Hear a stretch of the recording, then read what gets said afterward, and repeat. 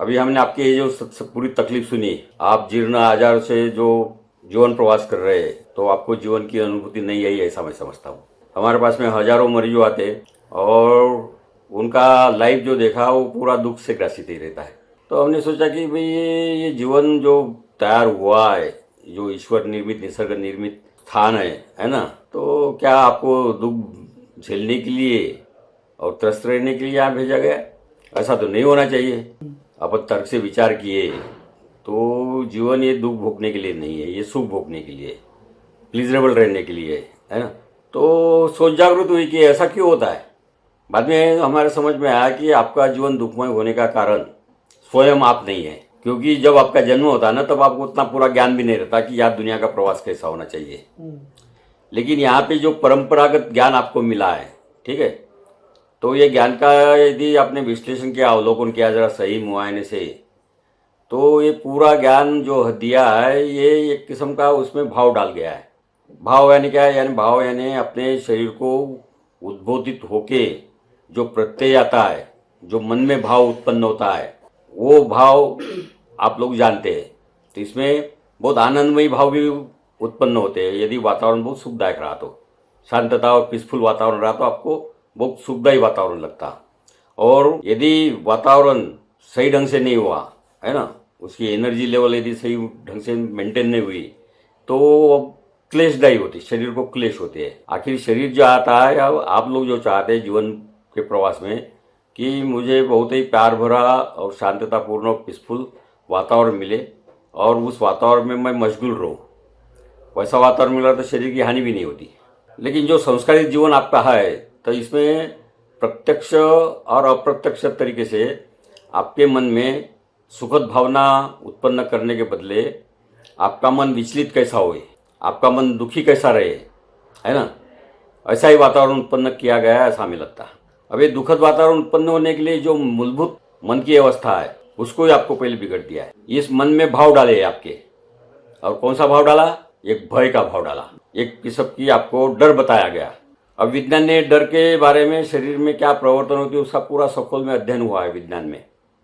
विज्ञान भी कबूल करता कि जब असुरक्षा की भावना तैयार होती शरीर को, तो आपके शरीर में आपकी शरीर की केमिस्ट्री, न्यूरोकेमिस्ट्री बदल जाती, जिसको कि आप कहते हैं कि इसमें हार्मोन्स तैयार होते हैं। Hormones of the flight and the fright बोलते उसको, ठीक है। यदि डर पैदा हो गया तो इंसान वो डर के स्थिति से भागने को देखता, जिसका वो मुकाबला करने को समर्थ नहीं रहता, वहाँ से वो भाग जाना चाहता, तो भागने के लिए उसको शक्ति लगती। तो शक्ति प्रदान करने के लिए शरीर में एड्रेनालिन और नॉरएड्रेनालिन हार्मोन्स का अति मात्रा में सिक्रेशन चालू होता, जिसके कारण में आपकी हृदय क्रिया के स्पंदन बढ़ जाते, आपकी सांस की गति बढ़ जाती, शरीर की नाड़ियाँ, सब रक्तवाहिनियाँ आकुंचित हो जाती। और ये भय का प्रभाव है वो बहुत ही ज़्यादा हो गया, तो शरीर की स्थिति ये नैसर्गिक स्थिति जो परावर्तनित रूप लेती है, तो ये आकुंचित प्रक्रिया होने के कारण कभी कभी आप लोगों को हार्ट अटैक भी आ जाते हैं। भय शरीर में कितना उत्पन्न कर सकता है, उसका एक सिंपल उदाहरण दिया हूँ मैंने। अति भय होने से आपको, इंसान को हार्ट अटैक आता है, ये विज्ञान भी कबूल करता है। ये हम नहीं बोल रहे, विज्ञान के आधार से बोल रहे हैं। तो ये भयग्रस्त स्थिति शरीर को आपको मृत्यु के दरवाजे तक ले जा सकती है, ऐसा मैं बताता हूँ। और भय के कारण में शरीर में जो कुछ भी केमिस्ट्री बदलती है, ये इतनी भयावह होती है कि विज्ञान को भी उसके बारे में पूरी कल्पना नहीं। तो ये भय जो बताया, ये वातावरण का भय, ठीक है।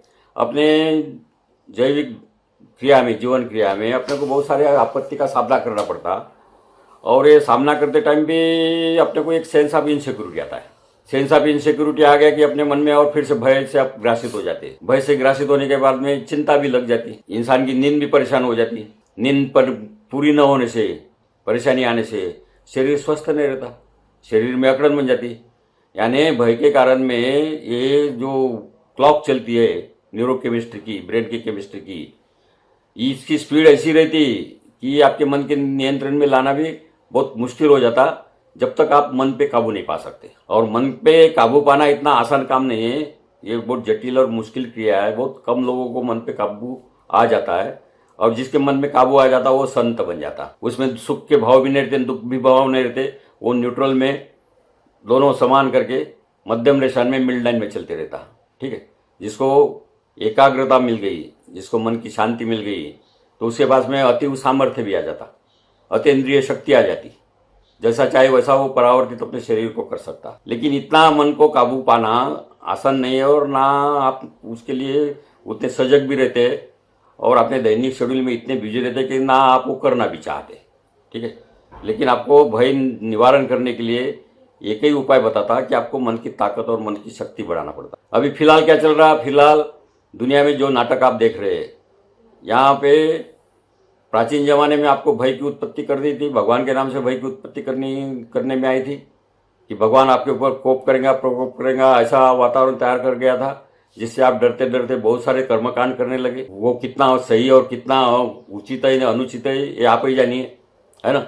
इसके ऊपर दुनिया हजारों साल से चली, किस माध्यम से चलाई कि आपके मन में एक किस्म का भय डाला था कि भाई आप ऐसा करोगे तो आपको ऐसा कुछ हो जाएगा, दैविक प्रकोप हो जाएगा। आपने धारण कर लिया, दिया हुआ ज्ञान, आपको लगा कि भाई पंडितों ने ज्ञान दिया है तो इसमें सही सच्चाई होंगी, तो उसके कारण आपके शारीरिक क्रिया में, आपके दैनिक जीवन क्रिया में भी बहुत अवरोध आ गए। जो चीज़ आपने खुलेआम करना था वो भी नहीं कर सके। यहाँ उन्होंने आपका प्रेम भाव नहीं जागरूक किया, ऑल द टाइम आपकी भय की भावनाएं आपने जागरूक कर दी, वातावरण में भय की भावना जागरूक कर दी, दैनिक विधियाओं में भय की भावना जागरूक कर दी। तो इसके कारण आपका जीवनमान जो है वो पूरा भय से ही ग्रस्त होकर आपका जीवनमान चला, ऐसा हमें लगता। और जिसका आपके शरीर के ऊपर में असर होके आप ये बहुत सारे डायबिटीज़ हो गया, ब्लड प्रेशर हो गया, हार्ट अटैक हो गया, स्ट्रेसफुल सिचुएशन तैयार हो गए, तनावपूर्ण वातावरण तैयार हो के आप जो लाइफ जी रहे हैं उसके कारण आपका शरीर बीमारियों से और व्याधियों से ग्रस्त हो गया, है ना, जिसके कारण आपको जीवन में बिल्कुल आनंद नहीं आ रहा। अब विज्ञान ज़्यादा प्रगत हो गया, इंसान का दिमाग भी उन्नत हो गया, और इसमें आपके पास में इतना पावर होने के बाद में, शरीर में पावर होने के बाद में, मन में इतना, माइंड में पावर होने के बाद में, आप विज्ञान का आधार लेके उसके ऊपर में मार्ग ढूंढ रहे कि भाई वैज्ञानिक सिद्धांतों से मेरा शरीर चल रहा है, विज्ञान की दवाई खा रहे, क्या तो भी आपके प्रॉब्लम जड़ से मुक्त हो गए? क्या आप वैज्ञानिक दवा खा के डायबिटीज से मुक्त हुए? क्या वैज्ञानिक दवा खा के ब्लड प्रेशर से मुक्त हुए? नहीं हुए। सदियों से आप ये लोग दवाई खा रहे, और इसका सीधा रास्ता, सही रास्ता जो है कि मन की शांति लाके, माइंड एकाग्र करके आप जो शरीर संतुलित कर रहे सकते, है ना, उसके ऊपर में आपका श्रद्धा और बिलीफ नहीं है। और इसके कारण ये वातावरण सुधरने के बदले इसमें जो कुछ भी जानकारी देने में आ रही है ये विरुद्ध दिशा में देने में आ रही है, ऐसा हमें लगता है। तो इसीलिए हमारा कहना, आपका शरीर स्वस्थ और सुंदर रहने के लिए, सुखदायी बनने के लिए आप भय से मुक्त हो जाए। पहले भय शरीर में नहीं रहता, जन्मतः शरीर में भय नहीं रहता। उदाहरण देता हूँ, है ना, ये जो छोटे बच्चे जन्मतः बड़े होते जैसे, तो जो छोटा बच्चा जब रेंगता है तो वो दिए को भी हाथ लगा लेता, वहाँ दिए की जोत चलती रहती उसमें वो उंगली भी डालता है, कभी आपने देखा होगा। तो जब उसको चटका लगता, नहीं तो उसकी माँ उसको बोलती कि भैया ऐसा नहीं करना, इसमें डर है, तब भी वो बातें मानता, तब तक भी नहीं मानता, माँ ने बताने के बाद भी नहीं मानता। जब उसको चटका लगता, वो प्रत्यक्ष अनुभव कर लेता कि इसमें अपने को कुछ हानि होना है, तभी वो क्रिया नहीं करता, है ना। लेकिन आपको यहाँ हानि होने के पहले ही आपके दिमाग में इतना डर दिया है कि आपने उसको स्वीकार कर लिया और आप भयभीत रास्ते के से जीवन प्रवाह कर रहे। तो हमारा कहना है आप भय से मुक्त हो जाओ। यदि आप भय से मुक्त हो गए तो आपको कोई किस्म की व्याधि नहीं होती, आपका जीवन बड़ा आनंदमय बन जाता। ठीक है, और सुरक्षा का कवच आपको पहले से ही मिला है। सुरक्षा का कवच यानी भय नहीं है, वो आपकी सुरक्षा के लिए आपको वार्निंग देते रहता, वो इनबिल्ट भय है। जैसा कि आपको कैसे कूदना है, आप पहले जजमेंट लेंगे। अब ये जजमेंट लेने के कारण आप जो आगे पीछे देखते हैं ये भय नहीं है, ये आपका जजमेंट है। सुरक्षा की भावना तैयार, सुरक्षा होने के लिए वो बताता कि भाई देखो इसमें आपको थोड़ा हानि हो सकती है, ये वार्निंग देना यानी भय नहीं है। ठीक है, कुछ लोग बोलते हैं ये भय तो अपने आप से था, हमको तो पहले लगता कि हमने ये नहीं करना चाहिए, है ना। आप उसको आवाज भी करते, आप अपनी हिम्मत और धैर्य हार जाते। जब आपका धैर्य चला जाता तब आपके ऊपर में भय हावी होता। तो भय एक निगेटिव एनर्जी है।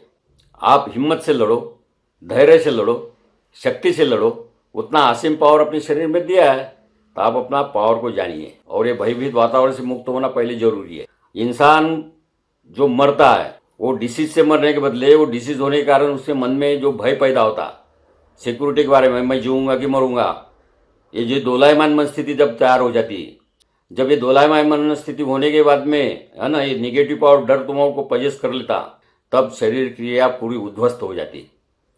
इंसान वो बीमारी के मरने से बदले आपकी मानसिक असंतुलन होने के कारण, शरीर की न्यूरोकेमिस्ट्री टोटली बदल जाने के कारण, और शरीर की ये न्यूरोकेमिस्ट्री एक बार बदल गई तो विज्ञान भी उसको संतुलित नहीं कर सकता, इतना मैं बताता। तो ये असंतुलित न्यूरोकेमिस्ट्री होने के कारण, भय के कारण हो जाती, जिसको और उसके कारण चेन ऑफ रिएक्शंस बॉडी के अंदर चालू हो जाती, जिसकी केमिस्ट्री इंसान को अब तक पूरी तरह से नहीं समझी। तो आपको इस सुरक्षा के लिए और आपको ये बचाव करने के लिए आपको आप में माइंड के ऊपर जो भय लादा है उसको आपको निष्प्रभ करना पड़ेगा। आप डरो मत, आप सक्सेस हो जाएंगे, इसकी मेरे को पूरी उम्मीद है। धन्यवाद।